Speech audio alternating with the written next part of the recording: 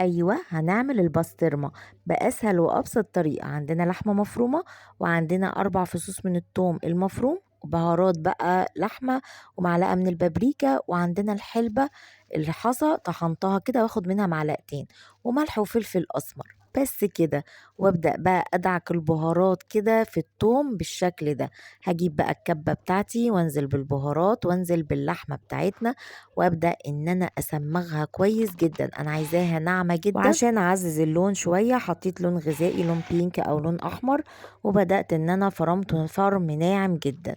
حطيته في بولة وجبت كيس تلاجة او الكيس اللي هي الفاكيوم دي، وبدأت ان انا اخد نص الكمية وافردهم بالنشابة. عايزاها سمكها تكون رفيع جدا علشان تبقى شكل البسطرمة اللي انت بتجيبيها وبتاكليها من بره. شايفة بقى السمك ده؟ بجيب بقى سكينة كده ابدأ اخططها بقى مربعات بالشكل ده، علشان لما اجي استخدمها اخد على قد المكعب واستخدمه على طول، وادخله بقى الفريزر لمدة ساعة واحدة بس. بيطلع بالشكل الخطير ده. طاستك بقى الجميلة، وابدأي كده مكعب زبدة وقطعيها بقى مكعبات صغيرة، وهنعمل أحلى بسطرمة تنفع للفطار وتنفع للسحور. بجد وصفة هايلة خطيرة. تاخد لون كده وانزلي عليها بقى بالبيض وملح وفلفل أسمر.